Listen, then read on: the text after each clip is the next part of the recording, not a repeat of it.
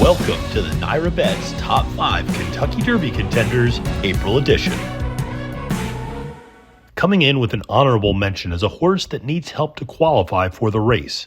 But Baeza, trained by John Shirreffs, was an impressive runner-up finisher to journalism in the Santa Anita Derby.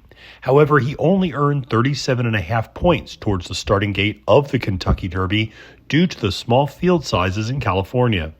As a result, this son of McKenzie is not yet in the starting gate for the first Saturday in May and needs several defections from the current field of 20 to qualify.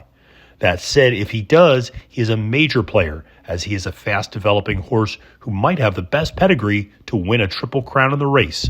Why is that, you ask? Because his dam, Puka, has produced Triple Crown winners the last 2 years in the form of 2023 Kentucky Derby victor Mage and 2024 Belmont Stakes winner Dornoch.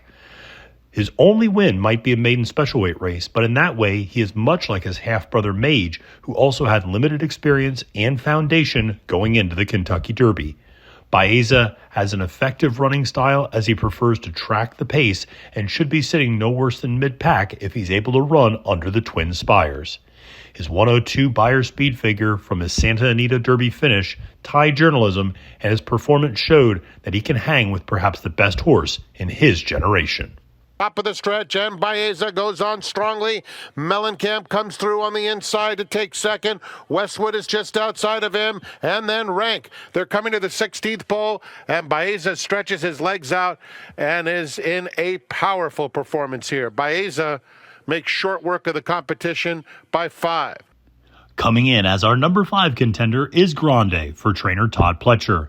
The son of Curlin certainly has the pedigree for the classic 1.25 mile distance of the Kentucky Derby, but he also shares a lot in common with our honorable mention entry Baeza, as Grande is also a lightly raced horse who finished second in his final prep race, which was the Wood Memorial. However, he accumulated more points for that effort than did Baeza, so he's already in the field of 20. While he ran second in the Wood, he might have run the better race than winner Rodriguez, as Grande was forced to go 5 wide while charging from well off the pace against a horse who got a relatively easy lead on a day where front-end speed performed very well at Aqueduct. Grande has only raced 3 times, but he owns a victory going 1 1/8, and in his prior 2 starts to the Wood Memorial, he showed exceptionally good early speed, closely stalking the leader before taking over at the 6 furlong mark. It was promising to see that he could pass horses in his Wood Memorial effort. Over the last 2 years, Pletcher and owner Mike Rapoli had the presumptive favorites going into the Kentucky Derby with Forte in 2023, who had to scratch from the race due to a minor foot ailment, and last year's post-time favorite Fierceness. Grande is unlikely to garner as much support from the public, but he has a fantastic pedigree, trusted connections, and will be a horse that is rapidly improving for a trainer who knows how to get the most distance out of his runners. Super Times bid is stalled at the rail. It's solid left, and they're on their way home. It's Grande who looks to have put him away here. He's off the turn, striding nicely, and leads by 2.5. Jimmy's Dailies will come to his outside for a rebid. Back to third in decisiveness. Then it's solid left. Final 16th of a mile. Grande driven out. It's Grande for Rapoli Stable and trainer Todd Pletcher to win the Thursday feature in style by 2 lengths. The number 4 Kentucky Derby contender fits the mold of Baeza and Grande in that he is a lightly raced horse who is rapidly improving in time for the biggest race of his career. Tappan Street, trained by Brad Cox, is coming off an impressive victory in the Florida Derby that has historically been one of the most productive final round prep races as horses get ready to run for the Roses. The son of Into Mischief out of a distorted humor mare has some questions to answer about whether his pedigree can handle the 1.25 mile distance, but he proved effective stretching out to 1 1/8 in his last race while holding off late charging Sovereignty. In 3 career starts, he owns 2 victories, and his only loss was a runner-up finish in the Holy Bull, which looks even more impressive in hindsight as he lost to the horse Burnham Square, who came back to win the Bluegrass Stakes in its final round of preps.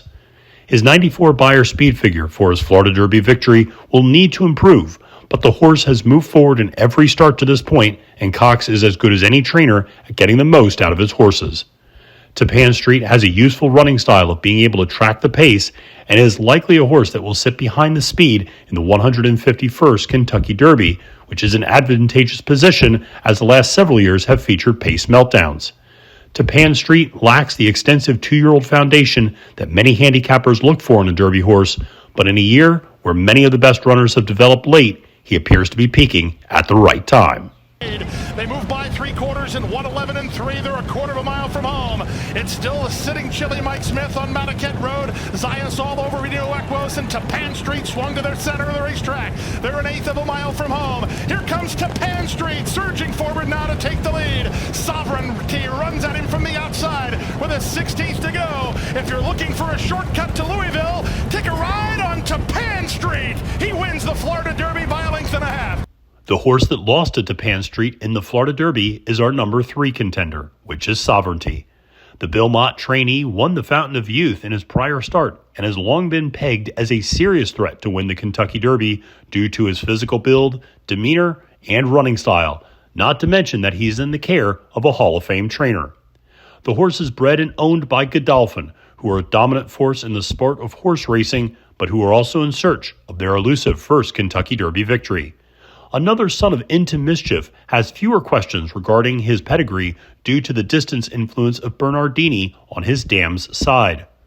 Sovereignty has a late running style as he grinds away at his opponents and gets stronger the longer the races go.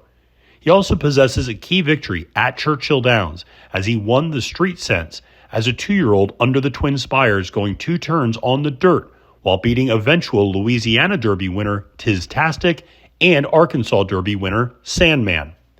His ability to handle the main track at Churchill Downs cannot be overstated, as not all horses take kindly to the surface.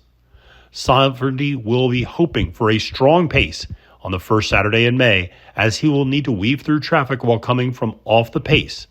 The good news is that his regular jockey, Junior Alvarado, will be back aboard, as he was forced to miss the Florida Derby due to injury, which could be viewed as another excuse for why the horse came up just a bit short in his final prep race. Burnham Square's bid is stalled as River Thames has made a clear lead. Off the turn and the stretch drive in the Fountain of Youth, and River Thames, he has the lead by 2 with a 16th to go. Sovereignty begins to get on track, but time is ticking away. River Thames almost there. Sovereignty gonna dive at him late. Here comes Sovereignty! Enter Sandman as our number 2 contender for the Kentucky Derby, as a horse who finally put it all together at the right time, winning the Arkansas Derby in his final prep race.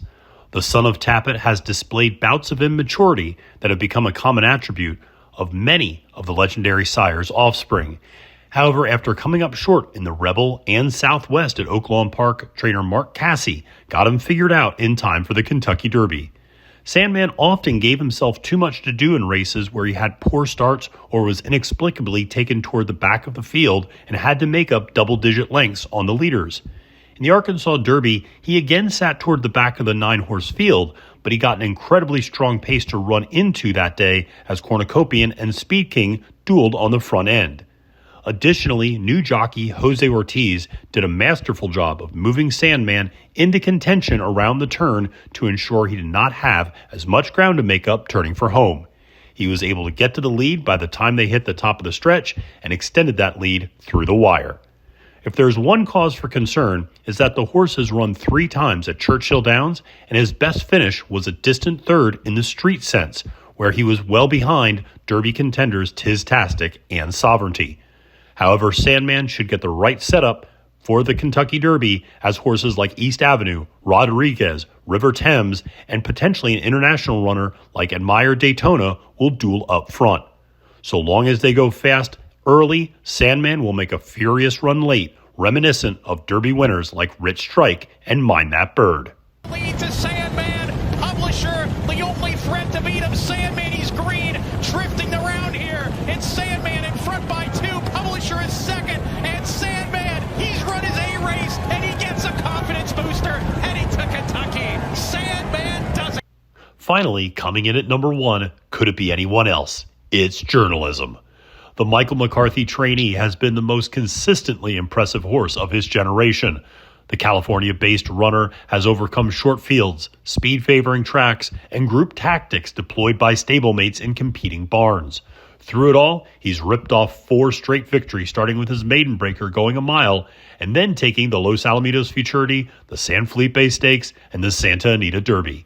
The son of Curlin, out of a Grade 2 winning Uncle Mo mare, is bred for this race, better than any of the other major contenders, and appears to only get stronger the longer the races go.